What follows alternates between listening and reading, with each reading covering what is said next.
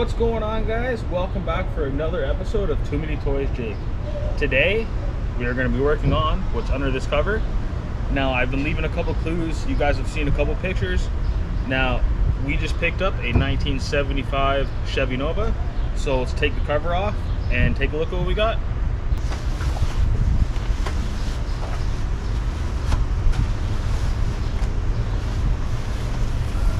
Here we go, guys. Now, she ain't pretty, but it is a Chevy Nova, which is really cool.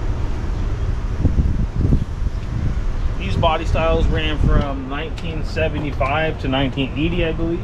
So let's go around the car, take a look at what we got. I'll give you some more details on it, and we'll go from there. This is my 1975 Chevy Nova that I just picked up. It is a 350 4-speed car, originally silver, black interior, bucket seats, console, attack, and all the gauges. And it is not an SS car, which is pretty cool because these are all SS car package or all SS car options, not on an SS car, which is pretty rare. So let's go take a look around and see what we got. So as you can see here, the car has definitely been sitting a long time.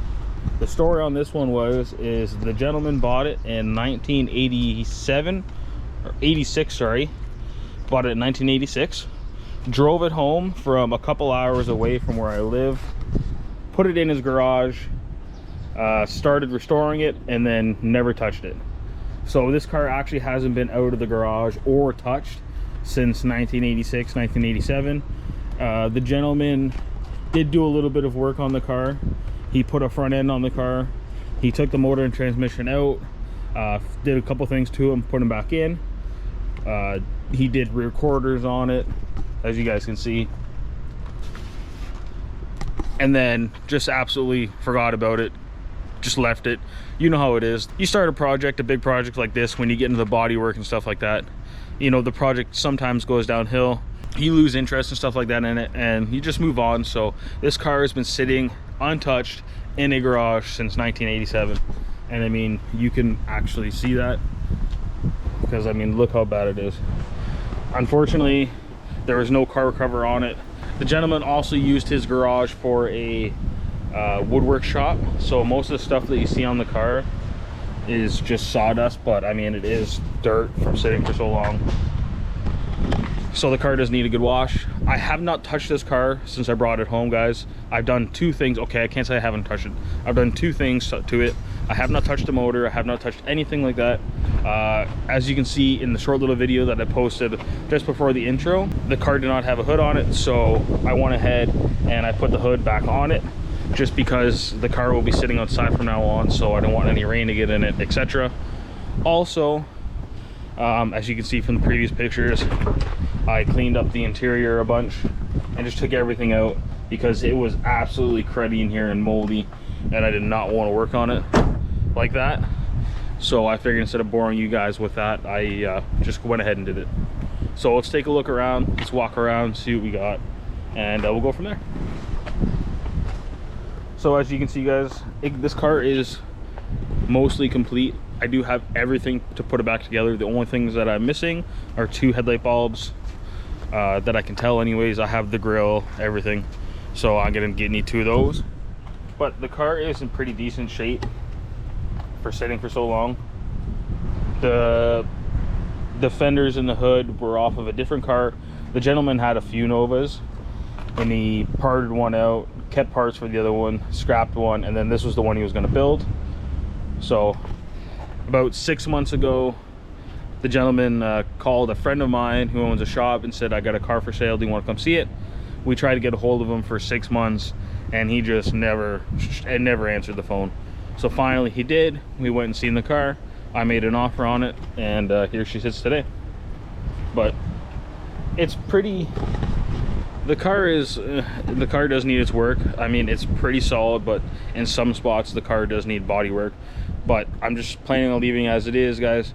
We're just gonna have some fun with it. So as you can see, blue fenders, blue hood, silver doors. So the car used to be silver. The car does need a little bit of work. The quarters were brazed on, so you can tell it's been a while since any body work has been done on it, because that's an old school way of doing it. I do have quarter windows for it. They're just out of it so he could put the quarters on it. So we're gonna have to put those back in. All the trim and everything, as you can see, the windows were actually taken out, so all the rust and everything inside of the jams here were fixed. So those are all put back in. So the only thing I got to do is put the trim back on. The lights, the bumper, we have some little bit of rust here coming in through the inside here. As you can see, this is, yeah, fairly crusty, but somebody has fixed it somewhat, or tried to anyways. Looks like they ground it down and then bolted this piece on, so I'm probably sure that underneath of it's not that good, but it is what it is. It's just gonna be a fun car. There is a little bit of rust in here, and then they did the same thing with this side. They put this plate on it because it's probably rusty underneath. The trunk is full of parts. We have all the trim, all the interior parts, the quarter windows, everything in the back of there, so which is really cool. The car came with all the seats. The seats are in great shape. On this side, as you can see, the same thing. We got new quarters put on and they are braced on. Up here with the window, this one didn't come up as high, so that was good. These windows got to go back in, obviously. Sorry about the room over here, guys. There's not much room in my backyard, but we got gray doors on this side, gray rockers. The rockers are solid. It's got some old school rally wheels on it and some Radial TA's bias ply tires. That's how you know that the car's been sitting around forever. The tires even still hold air, or most of them anyways, which is kind of funny. So let's take a look on the inside and see what we got. So like I said, I got into cleaning this car because it was an absolute mess. You guys can see the short little video on the beginning of this film, but it was a mess. You can see the difference now. Anyways, like I said, this was a black interior car. It is a original 4-speed car, black bucket seats. I do have the console for it there. It is in the trunk. Everything is there. The floors, the front floor pans have been done, but they've been welded in decently. I mean, they're not too bad. The rear floor pans are good. The trunk pan is good. Usually they rot out here and stuff like that. That side has a little bit of rust here. I'd say a little bit, but a fist hole there, which is a support. It's not going through the floor, so it's not as bad. All the interior pieces are all there, like I said, so the car just needs to be put together. The headliner is absolutely perfect.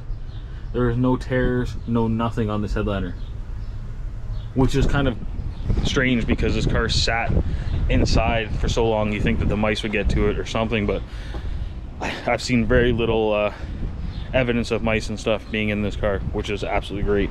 Let's go take a look on the other side and see what we got. So guys, we have the dash here. The car says it's only got 4,000 miles on it. It's got to be 104,000, obviously. I don't think it's 204,000 because it's been sitting for so long, but you never know. Now, one of the two rare options on this car is the tach and the clock.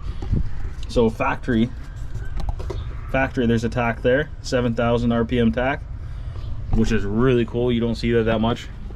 And then we have a clock over on this side, which is actually a pretty rare option because, like I said, the SS only came with the clock and the tach, but this is not an SS car and it has all the options. Now, another cool thing, which is in the trunk, you guys will see it eventually, I do have the center console for it. And the center console has all the gauges on it, the temp gauge, oil pressure, voltage, etc. Now that is really cool, so I can't wait to put that in and hook that all up. We have a couple of things down here. I think that's the oil pressure line. So before we start it up today, I'm gonna have to try and pinch that off or fix that or bring that somewhere to a gauge maybe, so we can actually see what's going on. But I think that's the interior, guys. So let's go outside and check what we got underneath the hood. So what we have, guys, is a 350 small block Chevy. I believe it's bone stock. I don't think anything is done to it. The gentleman had it out in 1988, I believe, for a rebuild or repaint, I guess it would be. He put it back in. connected everything, and then never touched it. So the motor hasn't been ran. It's got fresh oil in it. It's obviously going to need to be changed, but here she is. It is very dirty under here. As you can see, the car has been sitting forever. Look at the belts. It's just horrible. They must have maybe gotten out the belts. I'm not too sure. So I think everything is hooked up. I'm not 100% sure, guys. This one is going to be kind of an iffy one. If it'll start, I don't even know if the motor spins over yet. I have not touched it under here. So the first thing we're going to do is check all the fluids, and then we're going to try and get the motor to spin over by the crank, because unlike the other one, guys, like I've been showing you, this one has a clutch fan. Sorry, there's just a little hose there. So this doesn't actually go directly to the fan plate itself. So we're gonna have to get a ratchet down there, and then we'll see if she starts, or sorry, see if she turns over anyways. I noticed that we are missing a ground strap, so we're gonna have to put that on.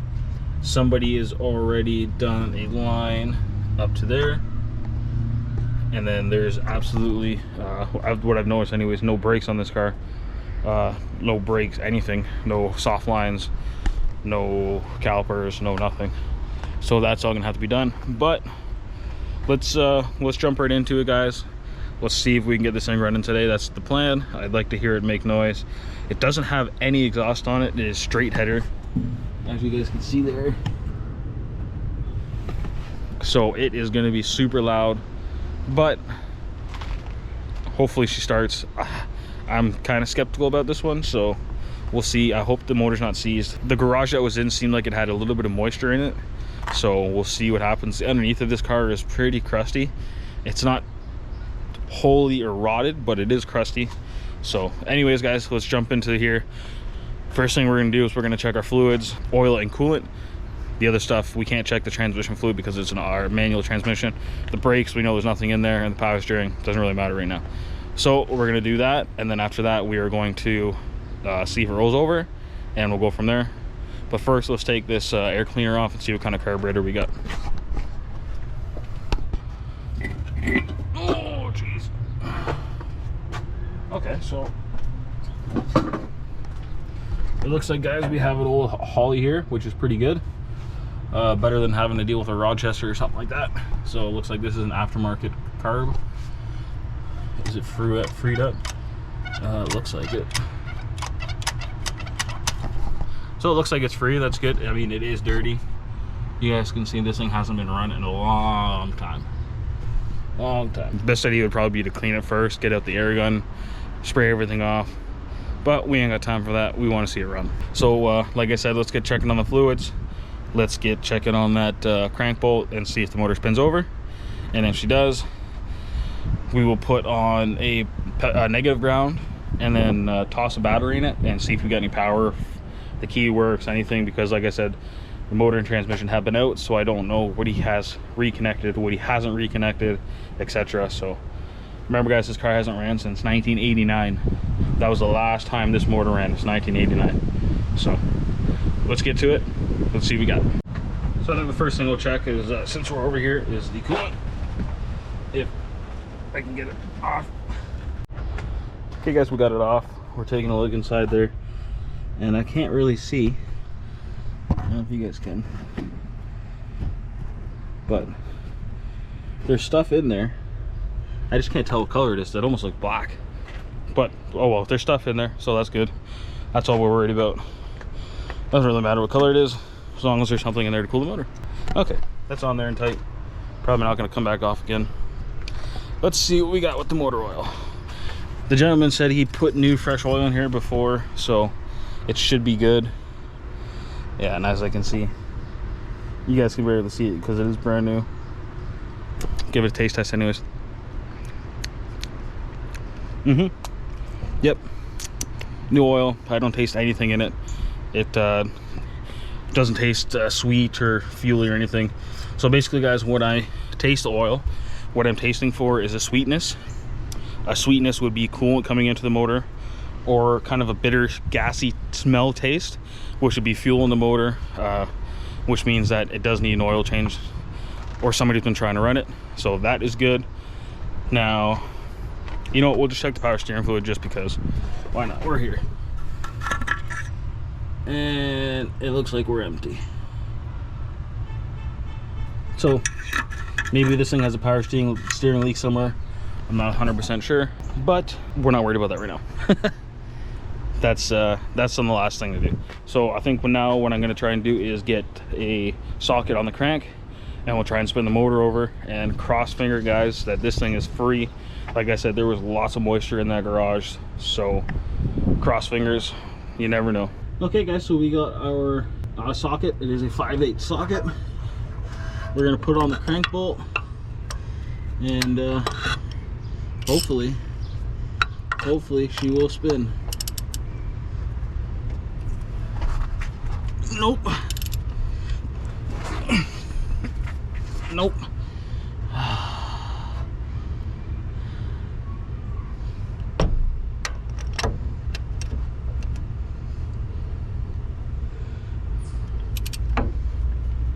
Guys, looks like we got a stuck motor here. Just what I feared.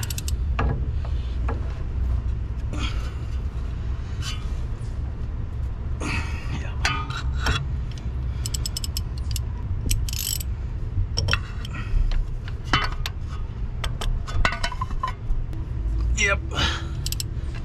Great. Well, I think what we're gonna do now is let's take some belts off and then see if it's a belt, but I'm pretty sure the inside of this motor is going to be shite. Okay, so we're just gonna start cutting some belts, because sometimes what happens is some of the pulleys and stuff will seize up and will cause the motor to not want to spin. So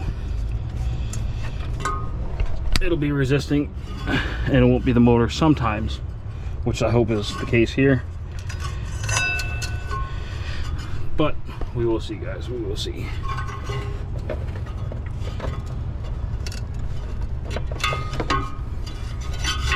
Okay, so we got that off. We got the other ones off. Now let's see what happens here, guys. I think we've seen the alternator spin. Yeah, it's crusty, but she spins. She needs a rebuild. The power steering pump spins. The water pump is completely seized. Yeah. So, yeah, that water pump is completely frozen up. So I'm kind of worried as to what's inside the motor. So we're gonna need the water pump. Let's get back underneath of there and let's see if she wants to spin.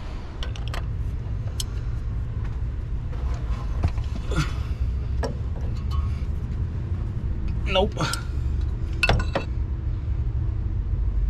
Well, guys, that just proves to you, even if something's sitting in the garage, if it gets moisture, you're kind of screwed. Oh boy. So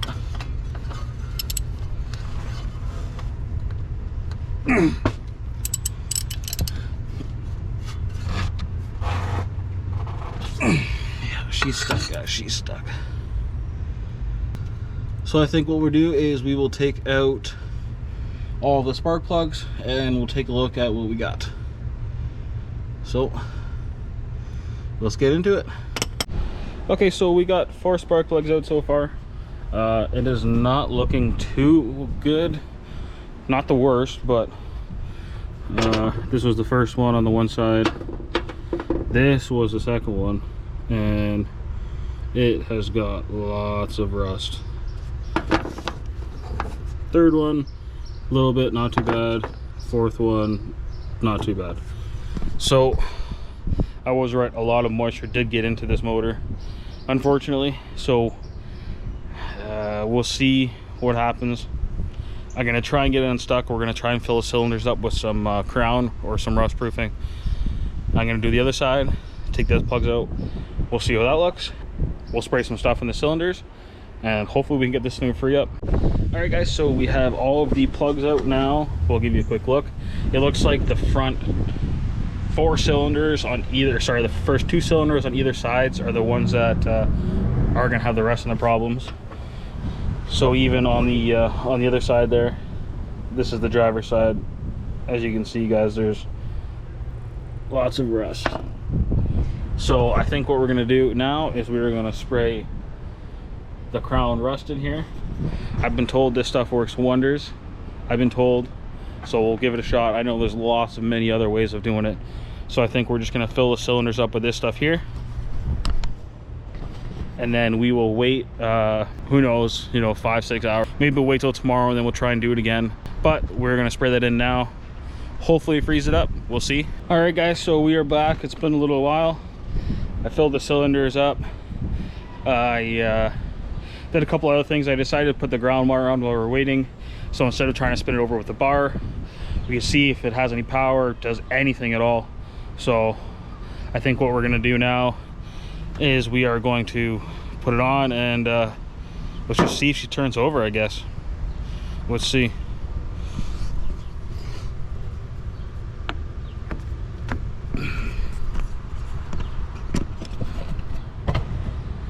So you guys can watch for me, see if anything happens, see if we get any smoke. Make sure to give her the sniffer test once you have it all on and go from there. So let's see.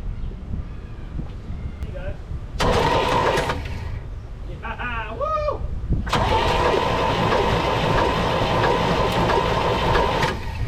Yeah, that's my first stuck motor unstuck. You guys just seen. All right. Yep, so as we can see, we are spitting shit everywhere. So that means she is unstuck. Yeah. All right, guys.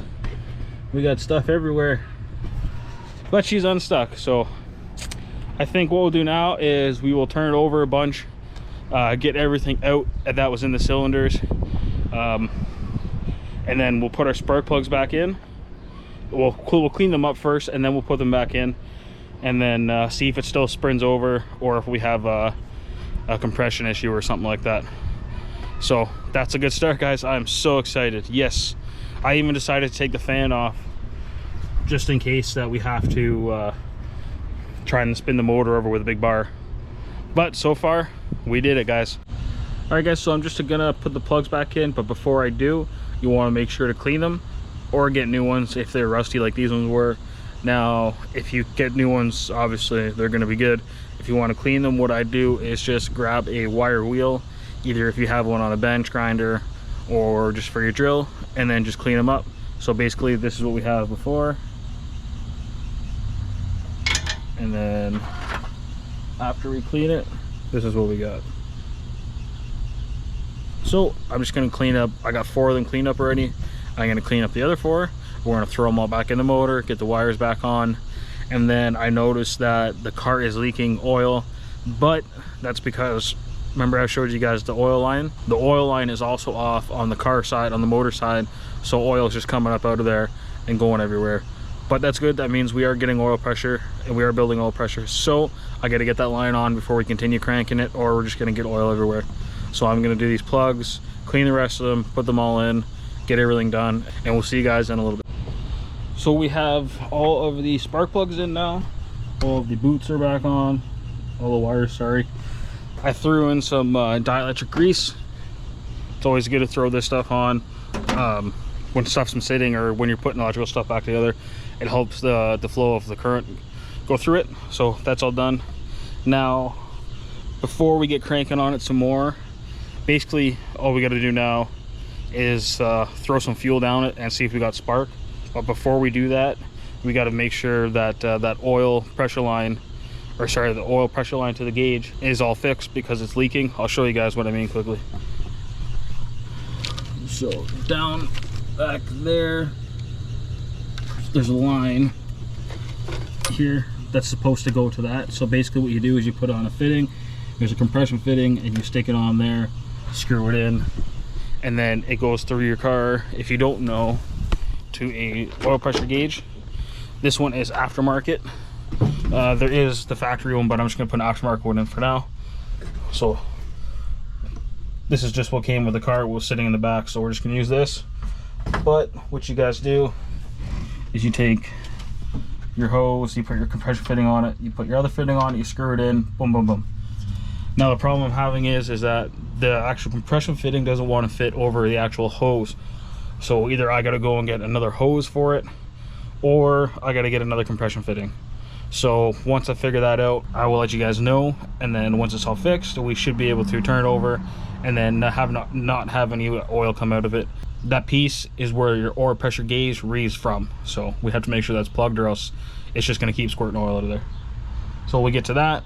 Once we get that done, we will be able to pour some fuel down the carburetor and then see if it fires over. There is going to be lots of smoke because we did pull lots of stuff down the cylinders.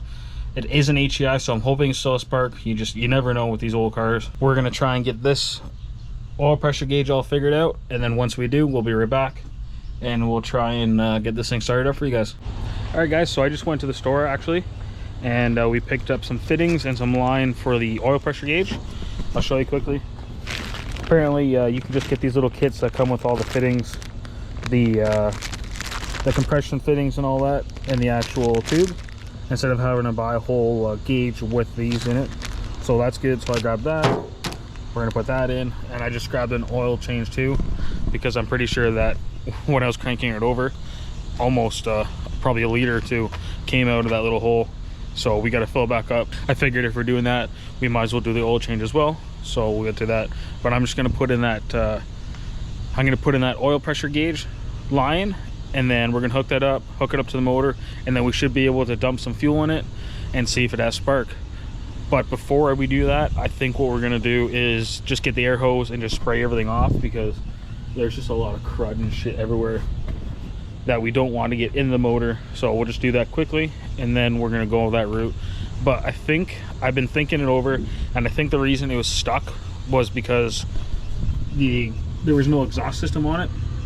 So that means that all of the moisture and everything was going right into the exhaust, right up into the cylinders. Usually when there's full exhaust on the car, the moisture has to come through the back, so there's not that much room or weight, there's not that much of a way for the moisture to get through it when there's a full exhaust on it. When there isn't, it's very easy for the moisture to get into the cylinder. So I think that's how it got stuck. But anyways guys, we're gonna get to that line, and I'll show you how we do it, and we'll go from there. All right guys, so we are done that oil pressure gauge. That only took about, I don't know, 5 minutes or something. It's super easy. For these Chevys anyways, the fitting is at the back here. So all you gotta do is screw into the fitting into the block, take your line, screw it in, make sure the compression fitting is in there, run your hose into your interior of the car, and then run it to the pressure gauge, wherever pressure gauge you're using. Screw it in the back, and then that's it. It's done. So now I think what we're going to do is we're going to turn the car over, or try to again. Hopefully it hasn't stuck again from sitting. So we're going to try and turn the car over, and then we are going to see if that oil pressure gauge works and if it leaks. So let's get to that and we'll see what happens. Okay guys, so we're going to try and turn it over again. And I don't know if you guys can see it from here, but we're going to see if we can get oil through the line there into the car. And actually, you know, I'll take you guys inside the car, and then we'll see if the oil pressure gauge works or what's going on. So let's see what we got. I just threw the oil pressure gauge here for now, so hopefully she still wants to start or turn over anyways. Let's see what we got.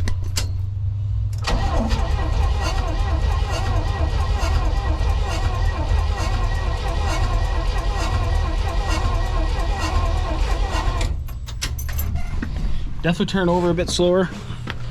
That's because we got the plugs in it now, so still sounds good. And we're not leaking anymore. So that is good to hear, guys. That's good to hear. So that means that we have no oil, or it's working. And I can already see that there's a little bit coming through there. So that means she's working. That's awesome. So now that that is all done, I think let's pour some fuel down it and see if she makes any noise at all. Cross fingers. Let's see. What I'm going to do also, I'm going to add a little bit of transmission fluid in with the fuel, just so that it lubricates the top end. Not that it needs it after doing that, but just in case. So I'm going to do that. We'll throw some fuel in there and we'll see if she starts. All right, so I went around and I just sprayed all the throttle linkages and everything with some PB Blaster because it's kind of sticky. So, and there's something going on with inside the car. The gas pedal is really sticky, so we'll just deal with that later. We just want to see if the car has any spark, and if it doesn't, we can go from there. So let's just do it, guys. Let's just do it.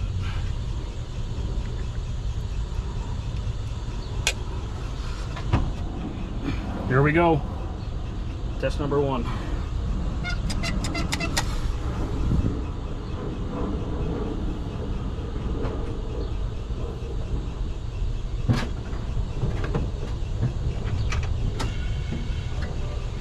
we go. Yeah! Woo! Woo! Woo! All right, guys, she's fired. Yes, yes, that's awesome. So happy, so happy. And that was literally just put some little bit of fuel in there. I can't believe that. All that smoke though, is just from everything that's been in the cylinders. So it's gonna smoke for a little bit, but I can't believe that. I tell you what, guys, these HEIs, they usually are always good. So let's fill out the bowls and let's see if we can't get it to run for a couple seconds more. And then what you guys are going to do after you do this is, if it runs, we'll end up just taking off the fuel line there and then just trying to get all the fuel out of the tank, or we'll see what's in the tank anyways. But let's just see if we can get it to run at least for a couple seconds. So basically what we're doing is we're just filling up our flow bowl. So that's where the fuel goes and fills up. When it comes to the carburetor, this is just a vent tube, so you can actually just fill the vent tube. So let's try it again and let's see if we can get it to run for more than 3 seconds.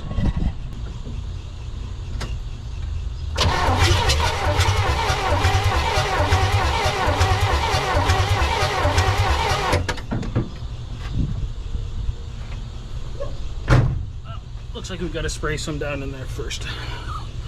Which of these older carbs have been sitting forever? It happens.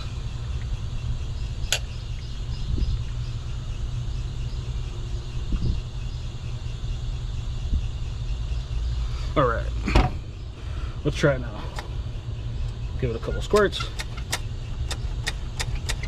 Definitely starting to move better on this side.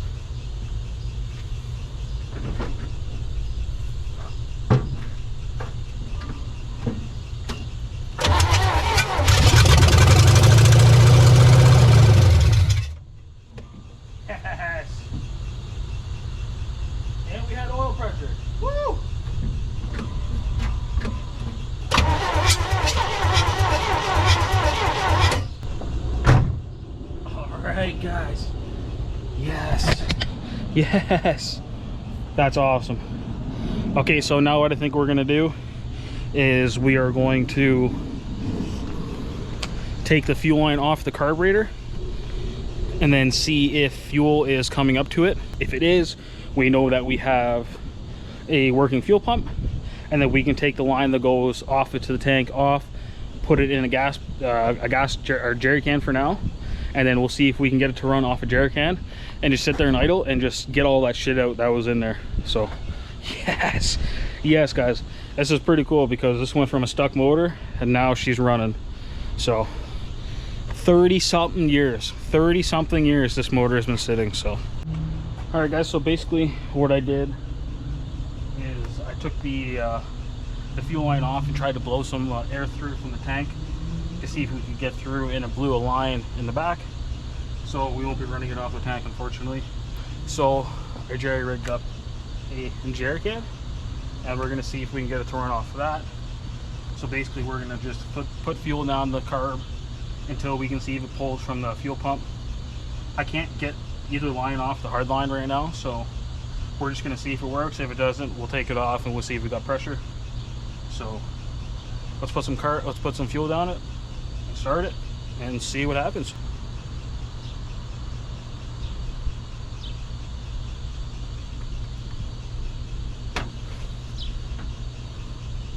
Alrighty guys, let's see.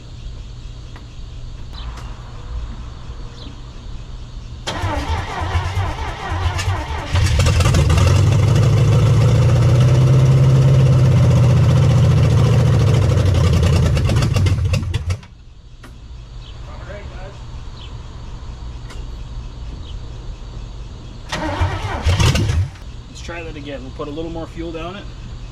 It seems like it might be taking the fuel.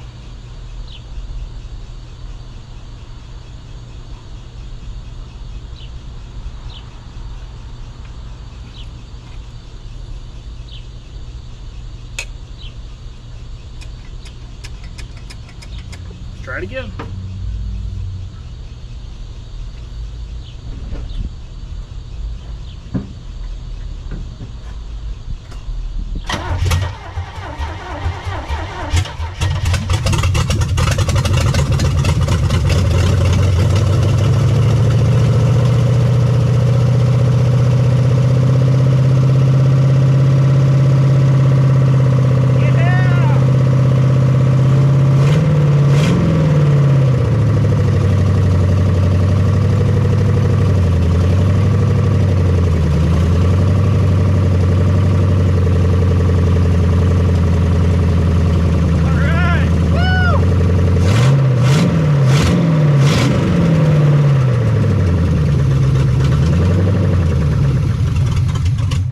Alright guys, look at that.